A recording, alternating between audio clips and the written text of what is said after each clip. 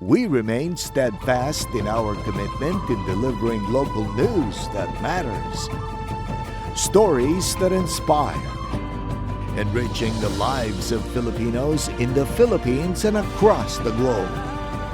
This is your GMA Regional TV. Buong puso para sa Pilipino.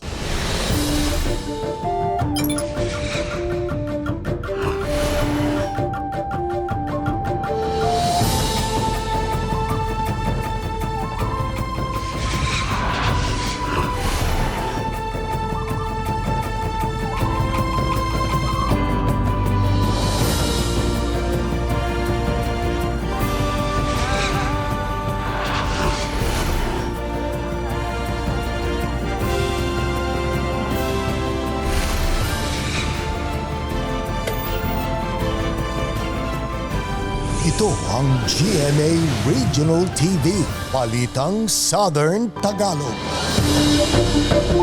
Magandang hapon mga kapuso, narito na ang Balitang Southern Tagalog. Hatid namin ang mga pinakamalaki at pinakahuling balita sa Timog Katagalugan. Live mula rito sa GMA Batangas Station, ako po si Ace Medrano. Isang bahay sa Batangas City nasunog. Faulty electrical wiring tinitingnang sanhi ng sunog ayon sa BFP.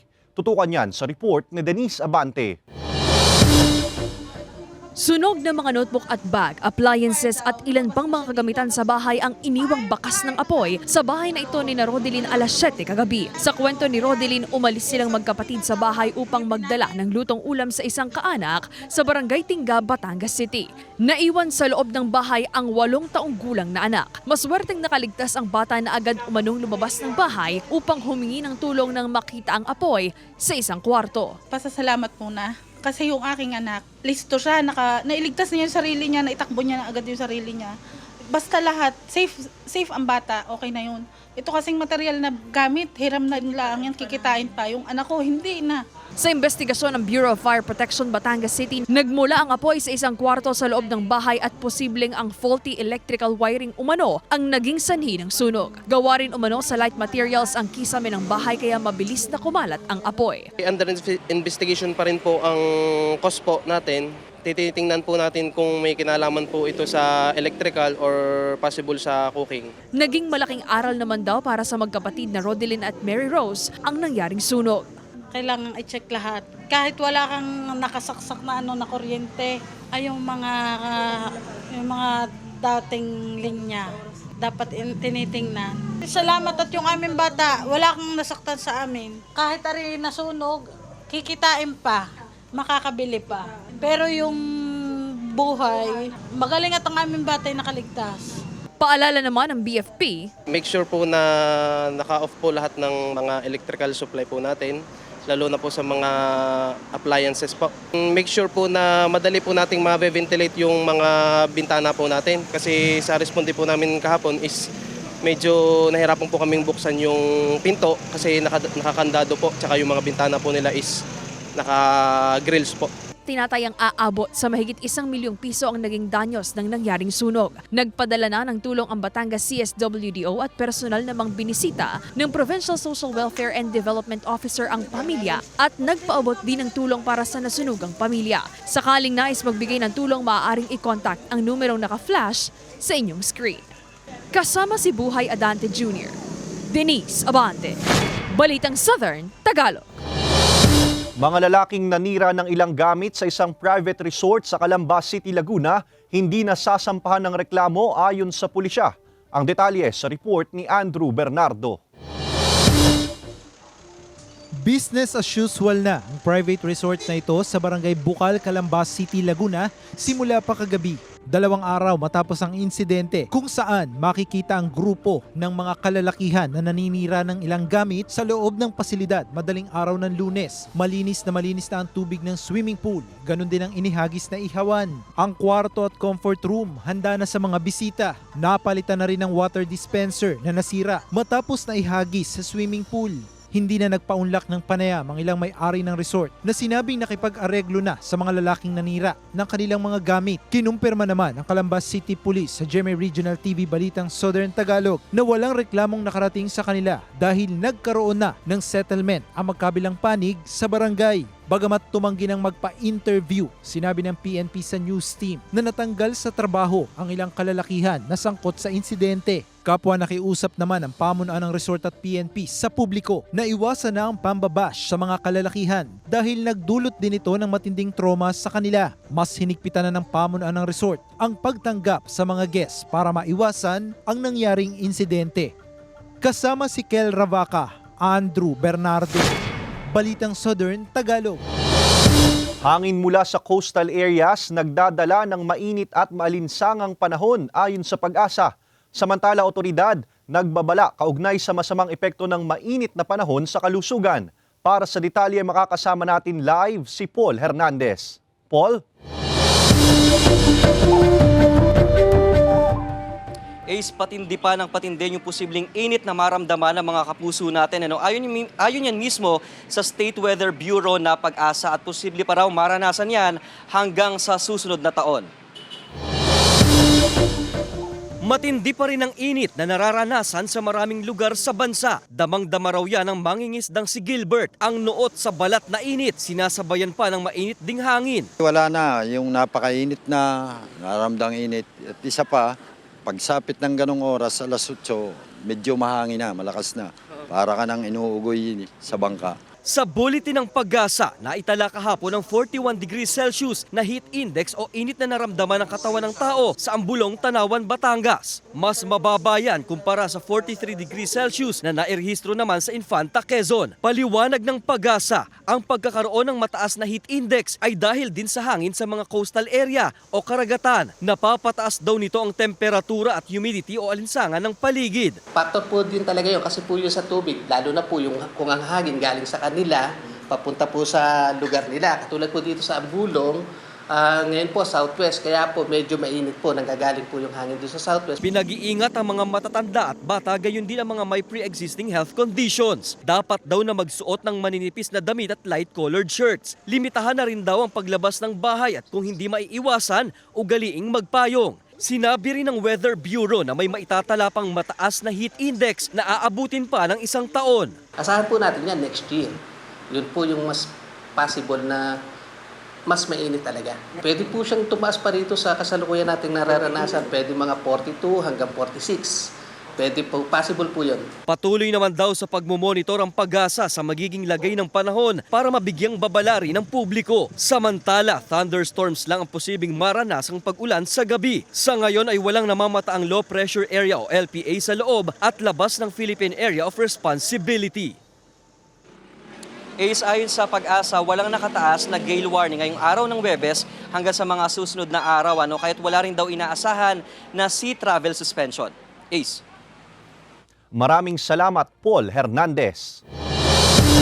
2 hanggang 5 pisong taas singil sa pasahe sa jeep, hiling ng ilang tsuper sa Calabarzon dahil sa sunod-sunod na oil price hike. Petisyon sa dagdag pasahe, pag-aaralan pa ng LTFRB. Alamin yan sa report ni Andrew Bernardo. Nababahala ang jeepney driver na si Donato sa pahayag ng Oil Management Bureau ng Department of Energy na posible pa rin ang pagtataas ng presyo ng produktong petrolyo sa mga susunod na buwan. Ito'y matapos ang 6 na linggo ng sunod-sunod na oil price hike. Wala, nakitain kami. Tinan mo kaming mga driver. Pag hindi ka nagpakapuyat ditong para kumita, wala na. Ramdam talaga yung taas ng tulog na lang. Wala na magagawa eh. Ang ilang tsuper humihirit na ng 2 piso hanggang 5 pisong dagdag singil sa pasahe. Pwede. Pag taas pamasahe, dagdag rin naman. Wala nang kita eh. Pagka tumas ng diesel, wala na. Gutom na. Kahit 2, pwede na rin sa amin. 5 piso, ang laking bagay sa amin. Makasapong pasero ka, meron ka 50 pesos na pandagdag diesel. Pabor dito ang samahan ng mga jeepney drivers sa Southern Tagalog. Kapag gumagalaw ang presyo, automatic kung pwedeng magdagdag na pamasahe. Ang ilang mga commuters sa Laguna hindi pabor sa hirit na ito ng mga tsuper. Yung idadagdag na po yun, di sa pambaon na lang po. Pagka tumas yung pamasahe, di maanuhan po yung sweldo ko, sobrang laki ng makakaltas, gano'n. Sa pahayag ng LTFRB, kinumpirma nilang may ilang transport group sa bansa ang sumulat sa kanilang tanggapan para hilingin ang 2 pisong dagdag singil sa pamasahe sa unang 4 na kilometro. Pero masusi pa umano nilang pinag-aaralan kung dapat ba talagang magpatupad nito. Kasama si Kel Ravaca, Andrew Bernardo, Balitang Southern Tagalog. Kapistahan ni San Roque pinagdiwang sa mga bayan ng Balayan at Lemery, Batangas.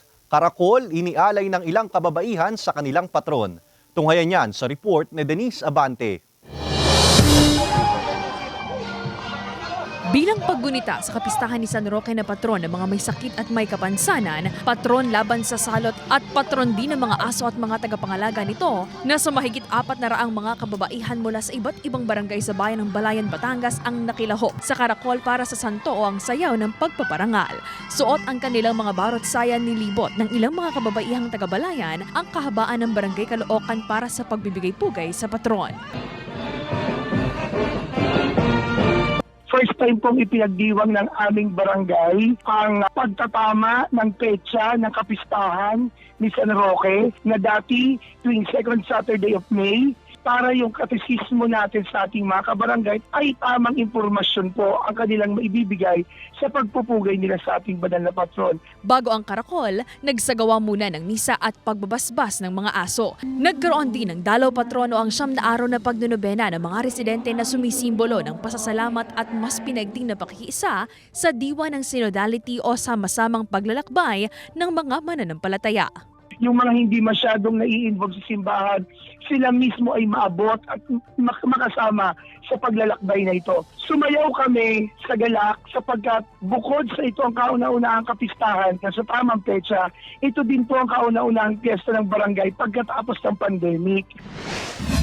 Samantala, ipinarada rin sa pamamagitan ng street dance ang imahe ni San Roque sa bayan ng Lemery, Batangas na kinikilalang patron ng lugar. Dala-dala ng mga kabataang nakasuot ng saya ang imahe ng santo habang lumilibot sa kahabaan ng bayan. Ayon sa pamunuan ng Lemery, layo ng isinagawang parada na mas pag-alabin ang pananampalataya ng mga residente sa kanilang patron.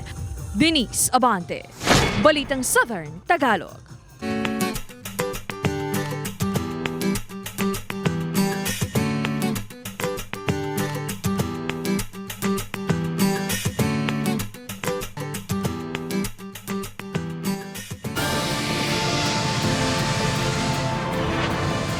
Ito ang GMA Regional TV, Balitang Southern Tagalog.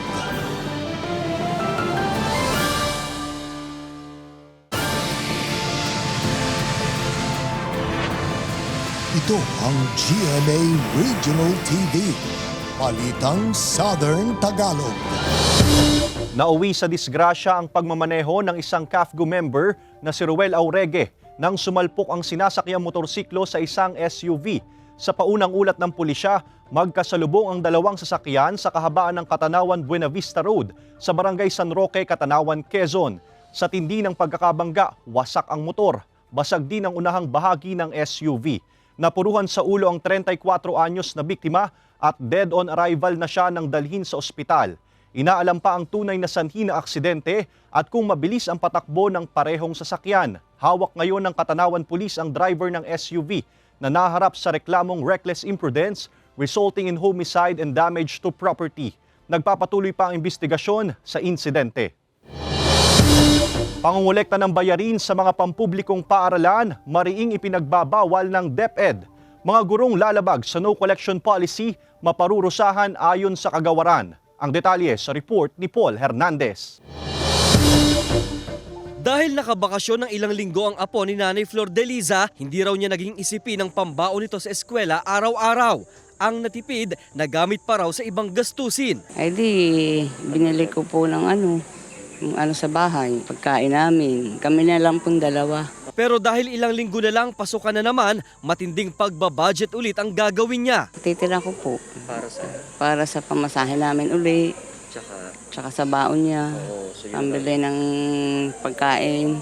Kaya para bawas na rin sa isipin ng mga guardian gaya ni Nanay Flor Delisa, ang Department of Education o DepEd mariinang paalala sa mga pampublikong paaralan na hindi dapat mangolekta ng bayarin sa pagpapa-enroll ng anak. Ayon sa ahensya, umiiral pa rin ang no collection policy batay sa DepEd Order Number 41. Pero nakasaad po dyan sa DepEd Order na yan, pagkatapos ng first grading period ay pwedeng magbigay po ng voluntary contribution mula grade 4 pataas hanggang grade 12.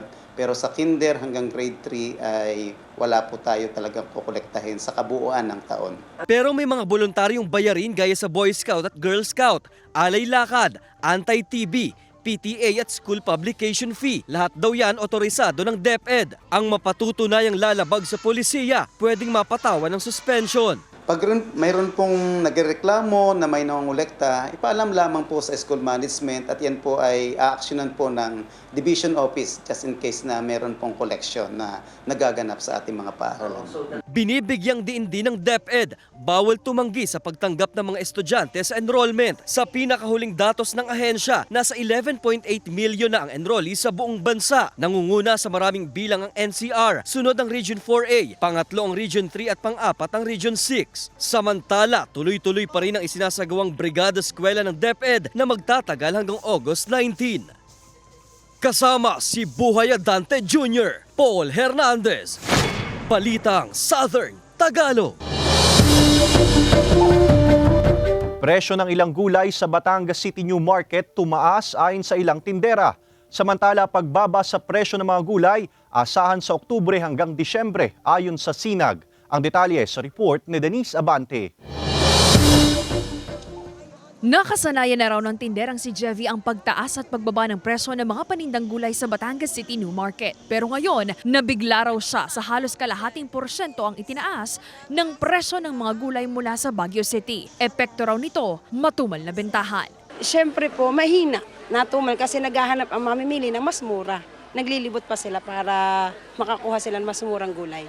Ang carrots at repolyo na dating 70 pesos hanggang 80 pesos lang ang kada kilo, nasa 140 pesos na ngayon. 150 pesos to 200 pesos naman ang presyo ng mabibiling mga Baguio beans na dating nagkakahalaga lang ng 60 pesos kada kilo.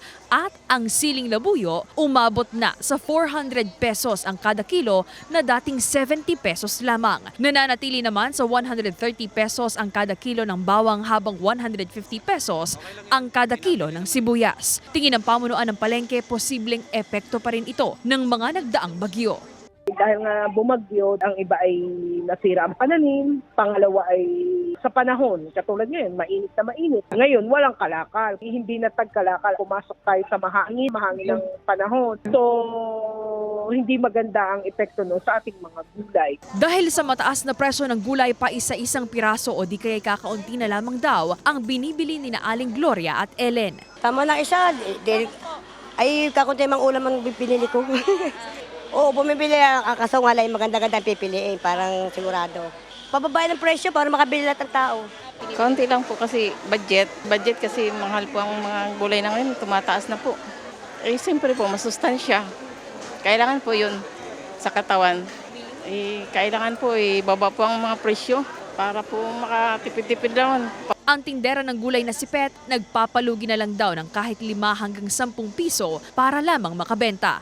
Ay di, medyo binababa, pagka halimbawa malang aming kuha, di medyo itinataas namin. Pero pagka naman mababa din ang presyo namin. Nalulugi din, hindi naman laging natubo. Ayon sa Samahang Industriya ng Agrikultura o SINAG, posibleng bumaba ang presyo ng gulay sa buwan ng Oktubre hanggang Disyembre. October 3rd week to November. Ang harvest natin between end of September to October, doon medyo bababa naman ang presyo. Kasama si Buhay Adante Jr., Denise Abante, Balitang Southern Tagalog. Heart Evangelista muling pumirma ng kontrata sa Sparkle GMA Artist Center. Samantala, Lian Valentin, sinurpresa ng Royal Blood co-star sa kanyang karawan. Narito ang report ni Hazel Alvear. Nananatiling kapuso si Heart Evangelista matapos itong mag-renew ng kontrata sa Sparkle GMA Artist Center ngayong araw. Nagpasalamat si Heart sa GMA Network sa tiwalang ibinigay sa kanya, gayon din ang mga tumulong sa kanya sa simula pa lang ng kanyang showbiz career. Present sa contract signing ang mga opisyal ng GMA Network, maging ang asawa niyang si Chis Escudero. Masaya naman si Sparkle actress Lian Valentin sa natanggap na birthday surprise sa set ng Royal Blood. Bilang selebrasyon sa kanyang 22nd birthday kahapon, naghanda ng birthday cake ang cast at crew saka siya kinantahan. Nakatanggap rin siya ng birthday messages mula sa kanyang co-stars. Samantala ngayong gabi muling sisiklab ang tensyon sa mansyon ng Royales dahil sa away mag-asawa ni Christoph at Diana. Gaganti naman si Tasha kay Diana dahil sa hindi mapigilang selos nito sa pagiging malapit kay Napoy. Ang mga eksenang yan tutukan sa Royal Blood pagkatapos ng 24 oras. Hazel Alvior, Balitang Southern Tagalog.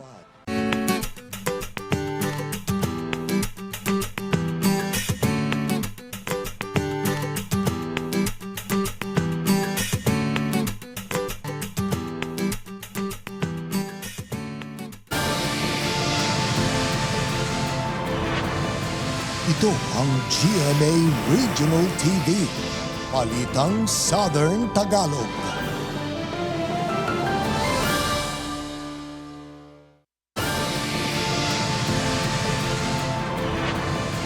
Ito ang GMA Regional TV, Balitang Southern Tagalog.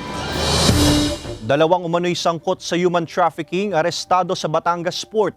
5 umano'y biktima nasagip. Tutukan yan sa report ni Paul Hernandez. Nabulilyaso ng mga otoridad ang gawain ng 2 umano'y illegal recruiter nang harangin na sila sa Batangas Port. Ayon sa Philippine Coast Guard Batangas, itinimbre sa kanila ng PNP ang mga umano'y sospek na dadaong sa pier. 5 raw sa mga biktimang kasama ng mga illegal recruiter ay pawang menor de edad. Mga menor de edad pa sila. Sa ngayon na hindi pa namin sigurado kung saan nila gagamitin yung mga biktima. Base sa impormasyon, mula raw sa Kulasi Port sa Rojas City ang barkong sinakyan ng mga ito. Agad daw pinamonitor ng PCG Batangas sa mga tauhan nito ang lokasyon ng barko at nang makadaong sa Batangas Port, dito na naaresto ang 2. Hindi pa matukoy ng PCG Batangas kung saan dadalhin ng mga sospek ang kasamang mga biktima. Bago dumating dito sa pantalan ng Batangas, nagkaroon na kagad ng briefing. Kasama itong PNP at saka DSWD. So ito pong operation na ito is joint po. Tapos nung pagdating ng mga suspect at saka mga biktima, agad na po na binard namin yung barko. Agad dinala sa custodial facility ng PNP sa Batangas City ang mga naarestong sospek habang itinurn over sa DSWD ang mga umano'y biktima ng human trafficking. Sinusubukan pang makipag-ugnayan ang GMA Regional TV Balitang Southern Tagalog sa mga sospek at sa mga nasagip na biktima para sa kani-kanilang panig. Nagpapatuloy ang investigasyon. Paul Hernandez, Balitang Southern Tagalog. Pasado 1:00 ng hapon kanina nang mahulog ang dump truck na ito sa bahagi ng bypass road ng Barangay Tingga, Batangas City. Ayon sa mga rumespondeng otoridad, nagmula pa sa bayan ng Taysan, Batangas ang truck at patungo sana sa bayan ng Mabini upang magdala ng graba sa isang construction site doon. Nawalan umano ng kontrol ang truck driver sa minamanehong sasakyan habang binabagtas ang paakyat na bahagi ng bypass road kaya nahulog sa gilid ng kalsada. Kaagad na naisugod sa ospital ang driver na nagtamo ng mga gasgas at sugat sa kanyang katawan. Paalala naman ng otoridad, maging maingat po tayo. May ilang parte po ng naturang kalsada na medyo matarik. Kaya po ang lahat ay pinapayuhan na maging maingat sa pagmamaneho. Pakicheck po ng ating mga sasakyan bago po gamitin sa biyahe.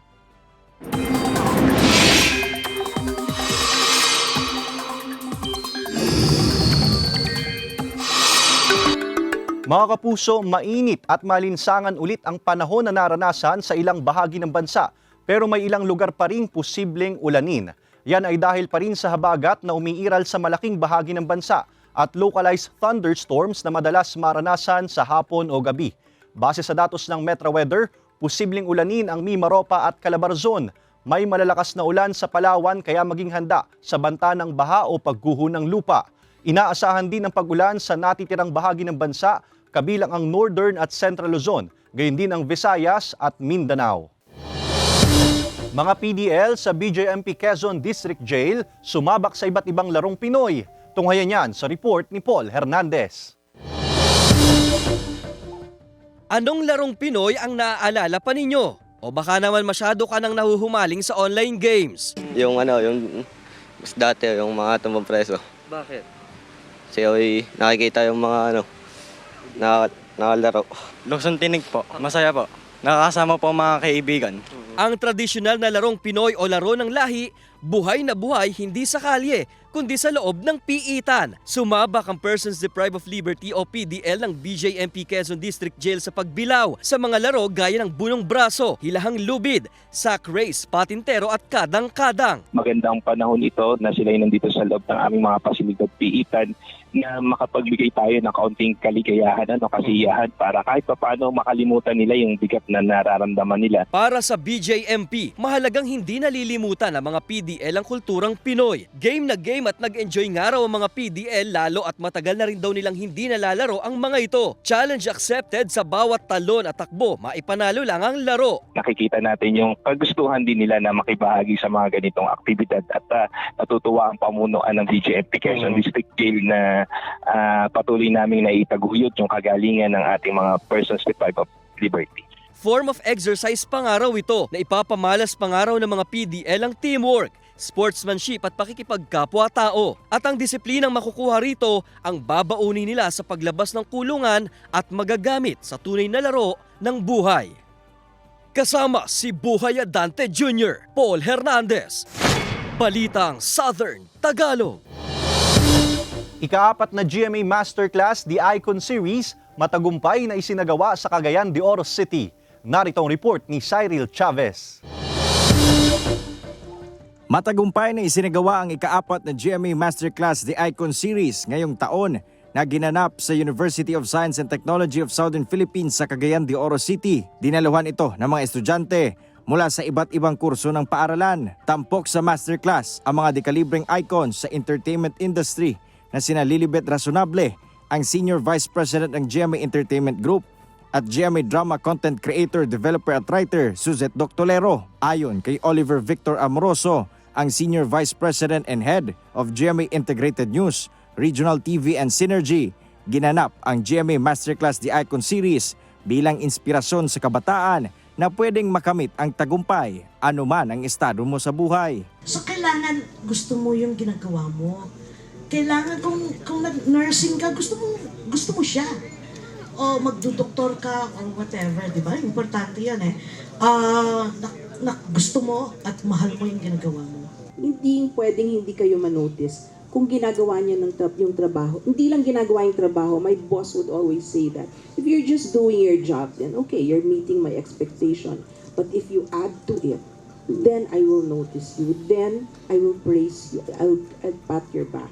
Nabigyan din ang mga estudyante ng University of Science and Technology of Southern Philippines ng pagkakataon na makapagtanong kay Dr. Lero at Razonable. I really like it na really tells us na to just really persevere. Nagbigay naman ng song performance ang GMA OST Princess at miyembro ng AOS Queendom na si Hannah Priscillas. Pinasalamatan ni GMA Regional TV Cagayan de Oro Senior Station Manager Army Sobremesana ang mga partner tulad ng USTP sa matagumpay na pagdadaos ng GMA Masterclass The Icon Series. Nagsilbing host ng aktibidad sina GMA Regional TV Senior Desk Manager at One Mindanao Anchor Sara Hilomen Velasco at GMA Sportscaster, Sparkle Artist at Game Changer segment host ng 24 Oras, Martin Javier.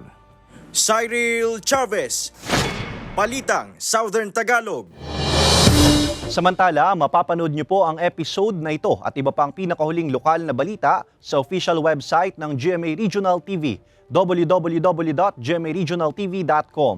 Pwede rin kayong bumisita sa aming official YouTube channel, GMA Regional TV, at i-click ang subscribe button para sa pinakamainit na balita mula sa rehiyon. Dahil sa GMA Regional TV, local news matters. At yan ang mga pinakamalaki at pinakahuling balita sa Timog Katagalugan. Maraming salamat sa pagsama sa amin pati na mga kapuso sa ibang bansa na tumutok sa mga balita sa rehiyon. Kami, ang GMA Regional TV Balitang Southern Tagalog, buong puwersa para sa mas malaking misyon at mas malawak na paglilingkod sa bayan.